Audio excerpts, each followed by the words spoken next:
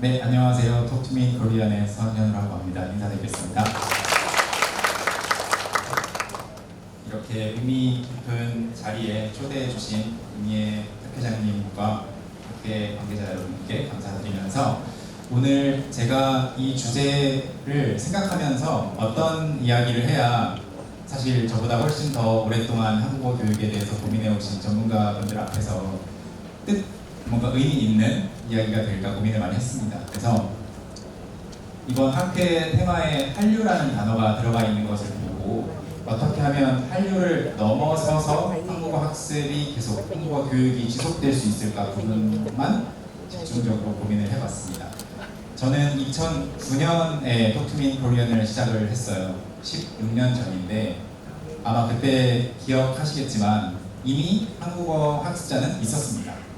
갑자기 한류 때문에 2010년대에 뭔가 폭발적으로 인기가 올라가서 없던 한국어 학습자가 생긴 것은 아닙니다.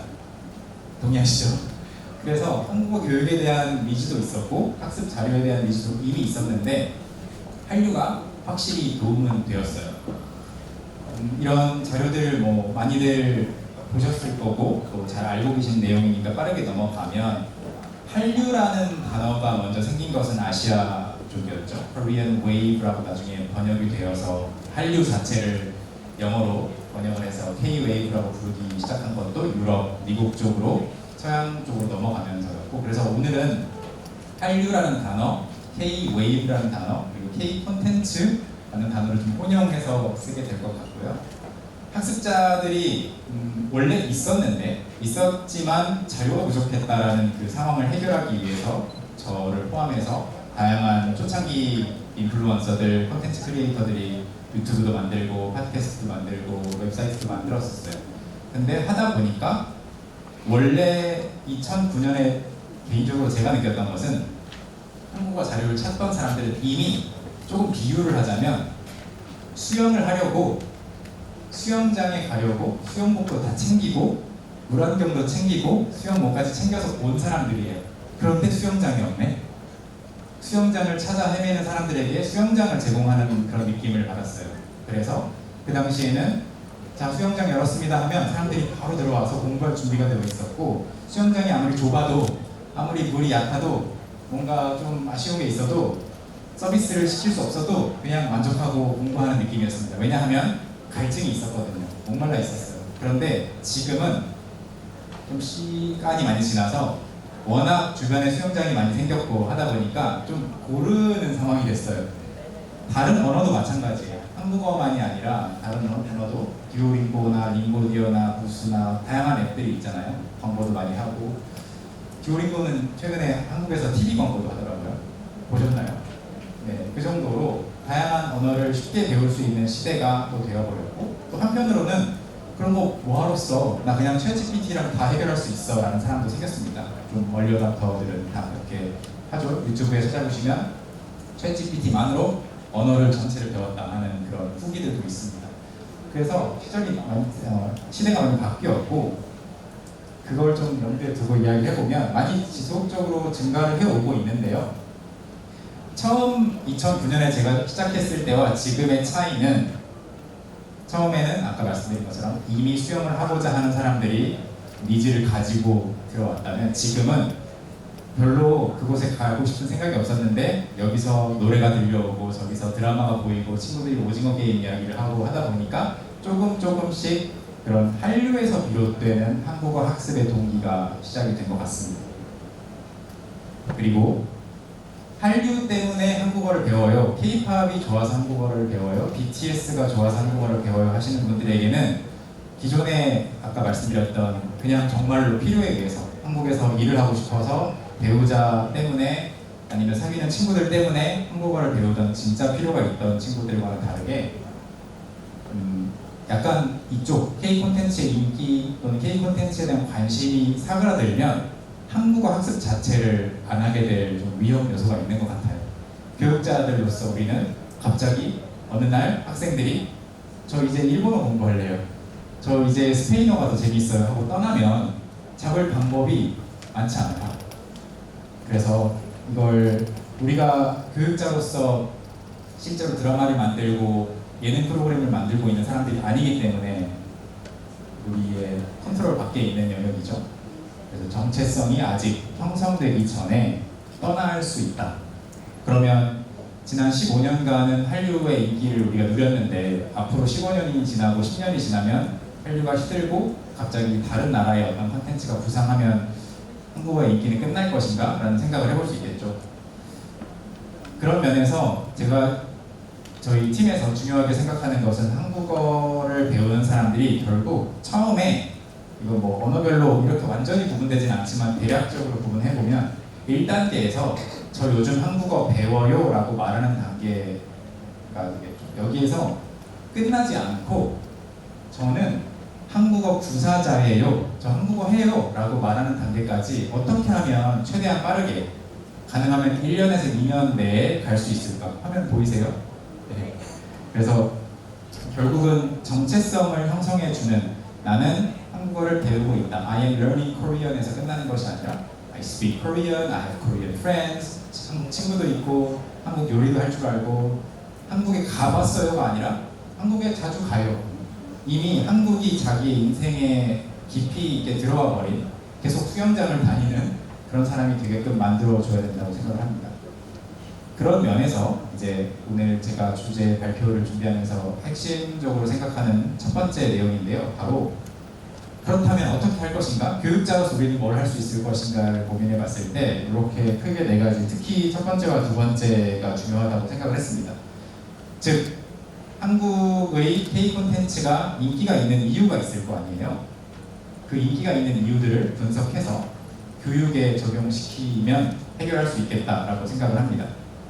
즉, 한국 드라마를 보고 제가 개인적으로 요즘에 이탈리아어를 열심히 공부하고 있습니다. 한 6개월 전에 이탈리아 친구들을 우연히 어떤 자리에서 만나서 배워봐라고 해서 도전 챌린지를 줘서 배우고, 우연히 어떤 행사에서 한국에 계시는 이탈리아 대사님을 또 만나고 저 이탈리아어 배우고 있어요 라고 말을 해버렸어요. 그래서 다음번에 행사 때 만날 때는 더 잘해야 됩니다.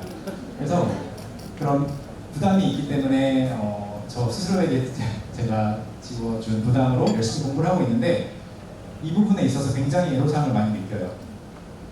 첫 번째인데요. 문제는 넷플릭스에 들어가서 이탈리아어로 된 TV 드라마나 영화를 찾아서 즐기려고 해도 이탈리아 분들에게 죄송하지만 솔직히 재미가 없더라고요. 제가 끝까지 끝낸 시리즈가 없어요. 그러다가 뭔가 부족해, 뭔가 약해 하고 끝내고, 이탈리아는 특이하게 드라마들이 다 20분, 30분으로 끝나더라고요. 그런데도 불구하고 끝까지 못 보고 다음 영화로 넘어가고 했는데, 한국 드라마, 최근에 인기 있는 복사소가수다를 비롯해서 이런 것들은 한국 학습자들이 이야기 많이 하죠. 너무 많이 울었어요. 너무 강력해요. 한국어 콘텐츠가, K 콘텐츠가 스토리텔링이 정말 강력합니다.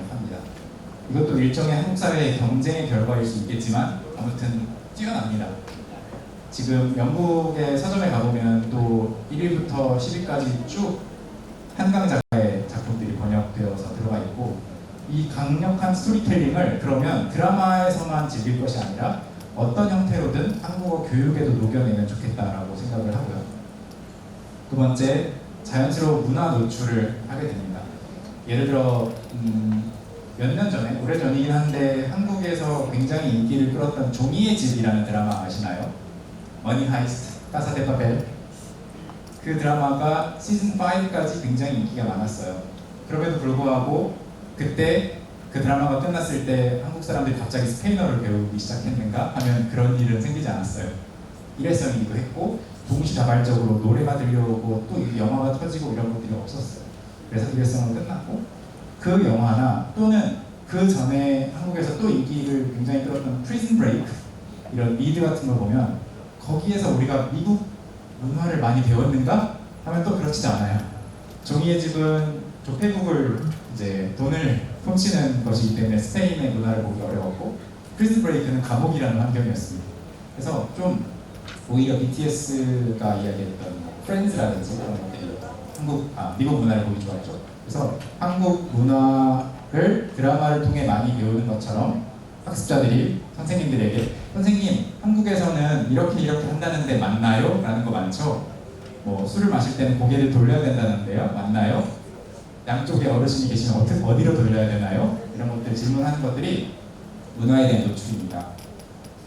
그래서 첫 번째 이 스토리텔링을 다시 한번 강조를 하면서 저희가 어떻게 해결을 하고 있는지도 공유를 하자면, 저희가 하고 있는 것이 아직 완벽하지 않고 정답은 아니지만 강력한 스토리텔링을 통해 어떻게 하면 교육을 할까 고민을 하다가 여기 잘 알고 계시는 선생님들도 계시는데 이런 거를 만들었습니다. 스토리텔링을 통해서 그레이디드 리딩을 학습자들이 해보고 싶은데 자료가 없다는 문제점도 해결하고, 여기에 앱을 따로 만들어서 제공을 하고 있는데 들어가면 1,500개 정도의 글이 있고 레벨별로 되어 있습니다. 그래서 레벨 1만 공부를 한 학생도 읽을 거리가 있고 레벨 10을 공부한 학생도 읽을 거리가 있게 만들었어요. 물론 저희의 앱을 홍보하고자 한 건 아니지만 주제에 맞춰서 한번 설명을 드리면, 이야기 중에 하나에 저런 이야기가 있어요. 뭐 달콤한 빵, 달콤한 만남 이야기가 이어지기 때문에 오라고 붙어 있고요. 보면 뭔가 냄새라는 이야기를 하면서 상대방에게, 손님에게 또는 점원에게 냄새가 좋아요라고 해버렸다가 빵 냄새가 좋아요라고 말하는 당황스러운 이야기를 작성을 해서 넣었는데, 이런 글을 읽고 한국어를 배웠을 때 다음 이야기가 읽고 싶거든요. 그래서 교과서 지문들도 재밌어야 한다, 스토리텔링이 녹아들어가야 한다고 생각합니다. 물론 그 외에 뭐 수료증을 준다든지 트래커를 통해서 좀 더 해봐라고 하는, 요즘에 듀오링고에서 잘하고 있는 게이미피케이션 기본적인 것은 넣고 있고요. 이건 저희의 예라면 다른 예들도 충분히 생각할 수 있겠습니다. 그냥 간단하게 넣어본 거는, 예를 들어서 스크립트 리딩을 해서 드라마 주인공이 되어보는 경험을 한다든지, 그냥 보는 것이 아니라 네가 이번에는 아이유 역할을 하는 거야, 네가 박보검이 되는 거야 라고 하면 생각만으로도 웃기거든요. 재미있고 이런 걸 해볼 수 있겠고, 그냥 예시입니다. 드라마, 영화에 나오는 내용을 논의하는 커뮤니티를 만들어서 참여시켜 줄 수도 있겠습니다. 물론 잠시 후에 말씀드리겠지만 이런 것을 하면서 저작권을 위배하면 안 되겠죠. 좋은 방법들을 많이 찾을 필요가 있습니다. 두 번째, 그냥 한국어만 배우는 것이 아니라, 여러분 혹시 비정상회담이라고 인기 있었던 프로그램 아시죠? 지금 하고 있지 않지만 거기에 나온 친구들 대다수가 저희 콘텐츠로 공부를 한 친구들인데, 지난주에도 그 중에 한 친구랑 만나서 식사를 하다가 뭔가 자기가 한국어 배웠을 때 얼마나 힘들었는 줄 아냐, 10년 전에 한국에 왔을 때 교재에서 실제로 진지 잡수셨습니까? 라는 표현을 배웠대요. 진짜로 교재에 그게 나왔고 선생님이 가르쳐 주셨대요. 따라해보세요. 진지 잡수셨습니까? 그 친구가 했던 경험이 좀 특이하긴 했던 것 같아요. 특별히 좀 오래된 교재였던 것 같은데 어느 교재였는지는 물어보진 않았습니다. 그래서 그런 좀 현실과 동떨어진 내용이 아닌 진짜 문화를 좀 볼 수 있는, 그리고 되도록이면 빠르게 업데이트 되어서 요즘 문화를 볼 수 있는 것이 좋겠다고 생각을 합니다. 그래서 다음으로 저희 예가 두 개가 있는데, 이런 브이로그 코리언이라고 저희 동료 선생님이 좀 창피하지만 밖으로 나갔어요. 나가서 카메라를 들고 마이크 차고 인사를 하고 다니면서 또 나오시는 분들은 블러 처리 잘 해드리고 해서 한강에 가서 라면도 끓여 먹고, 그 다음에 슈퍼마켓 가서 장도 보고, 그 다음 카페도 가고, 시장에도 가고, 광장시장 이런 데도 가고, 저기는 망원시장이었던 것 같네요. 등등 이런 걸 했을 때 항상 인기가 많고 여러 번 돌려본다는 사람들이 많습니다. 그때 인사를 이렇게 하는 거군요, 저 타이밍에 저렇게 하는 거군요, 이런 것들을 많이 볼 수가 있고, 이건 유튜브인데 어떻게 하면 이제 유료로 가르치는 내용에서도 녹여낼까 고민을 하다가 이런 것도 해봤습니다. 저희 코스 중에 하나인데, 저희 웹사이트에 코스가 90개가 있는데 그 중에 하나로 한국어 듣기를 하기 위해서 원어민들의 대화를 듣습니다. 그런데 한국 문화에 관련된 내용 100개를 골라서 100개를 제작했어요. 그래서 보면 건강보조식품, 한국에서 병원 가기, 또 뭐가 있을까요? 한국의 결혼식, 이 부분 제가 재미있어 했던 주제인데요. 정이라는 것이 한국에만 있을까요? 이런 것들을 통해서 한국 문화를 계속 밖에 나가서 대화를 하고, 계속 여행 브이로그를 찍을 수는 없잖아요. 교육자 입장에서 콘텐츠를 만들 때. 그래서 대화를 하자 하면서 이런 것도 해봤습니다. 그래서 더 추가적으로 예시를 하면 다양한 것들을 할 수 있겠죠. 교실에서만 하는 것이 아니라 문화체험 워크숍, K-pop 댄스 클래스, 요리 수업. 참고로 이 두 가지는 AI가 만들어준 이미지들입니다. 왼쪽은 아니고요. 그래서 이런 거를 요즘에 많은 학교들에서 하고 계시는 걸로 잘 알고 있습니다. 프로그램도 생기고 있어서 굉장히 바람직한 현상이라고 보는데 더 강화되면 좋겠다. 그리고 세 번째, 이게 굉장히 강력해요. 잘 아시겠지만 아미 또는 또 뭐 있죠? 다양한 팬덤들이 많잖아요. 그래서 너도 세븐틴 좋아해? 나도 세븐틴 좋아해. 나도 BTS 좋아해. 넌 누가 제일 최애야? 라고 하는 답변들을 하면서 유대감, 소속감을 느끼고 나도 같이 공부해 라고 이야기를 합니다. 지금은 활동을 하지 않는데 방탄 아카데미라고 하는 굉장히 유명한 디스코드 서버가 있었어요. 거기에서 절반은 저희 교재, 나머지 절반은 다른 교재를 이용해서 공부를 했는데 정말 미국에 계시는 분들이 서로 다른 주에 있는데 방탄소년단을 좋아하고 한국어를 공부하고 있다는 이유만으로 비행기를 타고 가서 만나시곤 하더라고요. 오프라인 스터디 그룹을 만들어서 평생 가는 친구를 사귄 거죠. 이걸 그냥 학생들이 좀 하고 있네 라고 관찰하는 게 아니라 교육자들이 좀 설계를 해줘야 된다고 저는 강력하게 생각합니다. 이걸 할 수 있게끔 자연스럽게. 즉 아까 그 수영장 예를 들었는데요.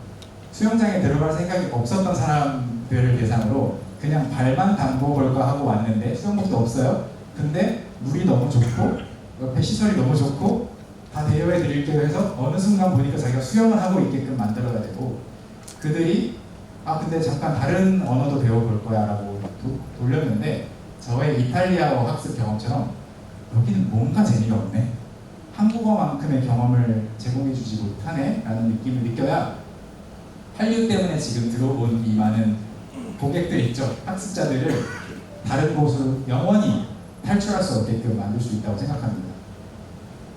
그래서 저희 같은 경우에도 처음에는 팟캐스트를 시작했을 때 유튜브 채널이 없었어요. 그래서 유튜브 채널 만들기 전에 페이스북으로 먼저 시작을 했고, 그 다음 유튜브 만들고 인스타그램이라는 것을 페이스북에서 샀을 때, 인수했을 때 거기에 가입해서 하다가 유튜브에서 활발하게 하다가 디스코드 서버 하고, 지금 최종 단계로는 자체 커뮤니티 포럼을 이용해서 학습자들이 서로 소통을 하게끔 해주고 있습니다. 이런 것들을 더 강화하면 좋겠고요. 이 네 번째는 좀 작지만 흥미로운 포인트인데요. 한국어 학습을 좀 오래 했던 친구들이 다 재미있다고 하는 것이 한국어에만 있는 흥미로운 고맥락 표현들이 있다. 이런 걸 좀 교육에서 재미있게 녹여내면 좋을 것 같습니다. 예를 들어서 의성어, 의태어도 많고요.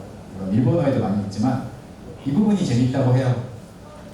한국어를 쓰다가 자기 나라로 돌아갔어요. 친구들과 이야기를 해요. 근데 영어로 막 이야기하다가 the thing is 굳이, 약간 굳이라는 말을 한국어로 할 때 그 편한 마음, 시원시원하게 표현됐던 그게 영어로 하면 뭔가 말을 많이 해야 돼요. 그 다음에 차라리도 뭔가 rather 이런 걸로 완벽하게 치환이 되지 않는 그런 느낌이 있습니다. 이런 것들을 앞에서 말씀드린 세 가지 요소만큼 무게를 가지고 있지는 않지만 재미있게 느낄 수 있게끔 해주면 한국 문화가 나는 뭔가 특별한 느낌이 있어 라고 공부를 계속 할 수 있다고 봅니다. 그래서 이 내용을 교육에 적용을 한다고 했을 때 어떤 것을 생각해 봐야 되는가 하면, 첫 번째로 한국어를 그냥 배우는 학생이란 느낌이 아니라 어떻게 하면 최대한 빠르게 한국어 구사자가 되었다. 저는 한국어 구사하는 사람입니다. I speak Korean. 이렇게 할 수 있게끔 빠르게 장기적인 목표 설정을 해주고 중간중간 성취감을 부여해줘야 된다고 봅니다. 어제 동아대학교 학생들한테도 이런 내용 로드맵을 짜서 특강을 한번 했었는데요. 두 번째로 K 콘텐츠의 현명한 활용을 해야 될 겁니다. 지금은 전혀 되고 있지 않지만 제안하고 싶은 포인트는, 이건 사실 정부에서 좀 주도해서 해주시면 정말 좋은데, 교육 라이센스용으로는 좀 드라마나 영화가 풀렸으면 좋겠어요. 지금은 교실에서 드라마를 틀면 불법이에요. 그렇지만 학생들이 원하면 할 수도 있어요. 특히 민간 어학원 등에서는 하고 있을 수도 있습니다. 노래 틀어놓고 가사 같이 번역해보고 공부해보는 거. 하지만 여전히 불법이라는 사실에는 변함이 없죠. 약간 불안해하면서 해야 돼요. 근데 교육용으로는 비용을 좀 내더라도 또는 정부 지원을 해서라도 교실에서 또는 교실 플러스 온라인에서 수업하는 것은 괜찮다. 드라마에 예를 들어 한 에피소드에 15% 이상을 넘기지 않으면 괜찮다. 합법이다라고 좀 풀어주는 그런 정책이 있어 준다면 승인받고 하면 되겠죠. 너무 좋을 것 같고요. 그럼 다른 언어에는 없는 것들이 생기겠죠. 그리고 만약 그게 안 된다면 또는 됐을 때에도 추가로 토론, 각색, 창작 활동을 통해서 드라마 속으로 들어가 보는 경험을 많이 하면 좋겠습니다. 문화체험 연계하는 것은 물론이고요. 그리고 아까 보여드렸던 내용 세 번째로 이런 것들도 빠르게 했으면 좋겠는데 안타깝게도 학생 개인차가 심해요. 아시죠? 어떤 학생들은 똑같이 지금 같은 반에서 수업을 듣고 공부를 했는데 어느 순간 6개월 뒤에 보니까 친구들이 이만큼 있어요. 카카오톡에 친구들한테 계속 메시지 오고 초대받고 회식도 가고 그렇습니다. 누구 집에 놀러 가기도 하고. 그런데 좀 쑥스러운 친구들은 그게 잘 안 된단 말이에요. 이걸 좀 체계적으로 학생들의 성격에 맡기지 않고 빠르게 어떻게 하면 최소한 한 3명이나 4명 정도는 오빠라고 부를 수 있는, 누나라고 부를 수 있고 언니라고 부를 수 있는 대상이 있을 수 있을까? 어디 프로그램이 될 수도 있겠고 문화체험 또는 언어교환 프로그램이 될 수도 있겠고 민간의 언어교환 프로그램들이 굉장히 많습니다. 홍대 강남 쪽에 그냥 기업에서 하고 있는 수익을 위해서 하고 있는 것들이 굉장히 많은데 한국어를 배우는 학생들과 연계가 잘 되어 있진 않아요. 그런 것들도 좋겠고요. 결과적으로 한국을 이제 갈 시간이 되어서 떠나서 자기 나라로 돌아갔을 때도 My Korean 형을 영어로 번역할 수 없어요. My Korean older brother? 갑자기 가족 관계가 꼬입니다. 그게 아니라 My Korean 누나, My Korean 선배 이렇게 부를 수 있는 대상이 있어주면 계속 가는 것 같아요. 마지막으로 딱 한 번만 언급하고 싶은 제 이탈리아어 학습의 애로사항을 해결해 준 게 뭐가 있냐면 바로 이 세 번째인데요. 그 친구들 때문에 이탈리아어를 배우다 보니까 그 친구들이 한 달에 한 번씩 저를 불러내요. 밥 먹으러 가자. 여기는 진짜 제대로 된 이탈리아 음식을 파는 서울의 파스타집이다. 가서 셰프도 이탈리아 사람이고 이렇게 하다 보면 그 친구들 때문에 지금 저는 이제 끌려가고 있거든요. 나머지 미디어, 학습, 어떤 시스템, 자료 이건 다 부족해요. 정말 불모지 같은 느낌인데 이 부분으로 가고 있습니다. 그래서 한국어도 학습자들이 이런 내용을 좀 많이 느낄 수 있게끔 가면 좋겠고요. 종합적으로 이제 정리를 하자면 2009년에 제가 이 활동을 시작했을 때에는 어차피 나 공부할 거야 라고 마음먹은 사람들만 보였습니다. 그래서 그들에게는 아무리 간단한 레슨도 아무리 짧은 유튜브 영상도 톡투민 코리안 유튜브 채널에 가셔서 정말 끝으로 스크롤 해보시거나 아니면 oldest first로 그냥 이렇게 가장 오래된 순으로 해보시면 이게 한국어 교육이라고 싶으실 거예요. 그때 했던 시리즈 중에서 7 Random Korean Words라고 해서 지금 16년이 지난 저는 그거 교육 효과 없어요 라고 말하고 있는 그런 내용인데요. 제가 그냥 주차장을 가요. 카메라를 들고 아직도 있습니다. 창피하지만 놔뒀습니다. 주차장을 가서 7 Random Korean Words 자동차 차선 또 있지 하늘 막 이래요. 그런 내용을 줘도 이게 무슨 체계도 없고 커리큘럼도 없고 하지만 이미 난 지금 빨리 수영을 해야 돼 하는 사람에게 제가 땅을 파서 수영장을 만들어줬기 때문에 만족했다면 그 사람들은 이제 잘 안 보여요. 늦췄기 때문에 많이 대부분 지금 우리가 만나는 전 세계 아까 사장님 말씀하신 그 다음에 또 많이 보신 통계에 몇만 명이 공부하고 있다 이거는 대부분 99%가 한류 때문에 갑자기 생각이 난 거예요. 드라마 봤는데 다음 드라마 다른 거 이탈리아, 스페인, 미국 드라마 보기 전에 또 다음 넥스트 드라마가 한국 드라마고 하다 보니까 한국어에 둘러싸인 거죠. 그렇지만 아무리 풍부한 학습 자료가 있고 아무리 많은 것이 있어도 정서적 몰입이 그 스토리에만 되고 학습에 되지 않으면 결국은 떠나갈 겁니다. 나중에 다른 나라의 문화가 대세가 되면 그 나라 언어를 배우게 될 거예요. 그래서 최대한 씨앗을 심었으면 학습 경험, 한국어 구사자로서 정체성을 빠르게 가질 수 있게끔, 그리고 한국어라는 언어를 통해 느끼는 그 유대감이 강력하게끔 만들어질 수 있다면 네, 한국어 교육의 미래도 굉장히 밝을 거라고 생각합니다. 마지막 슬라이드인데요.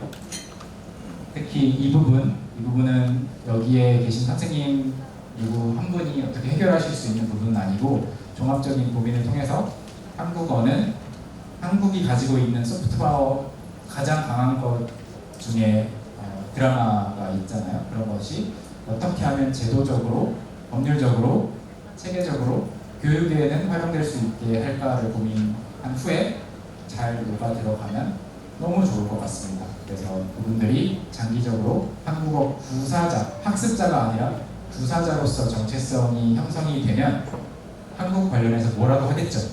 똑같은 취업 기회가 나란히 있어도 한국을 선택하겠죠. 한국은 인재가 점점 더 많이 필요해지는 인구적 상황이잖아요. 잘 아시다시피 인프라는 여전히 한국일 거고 언어적 인프라는 한국어일 겁니다.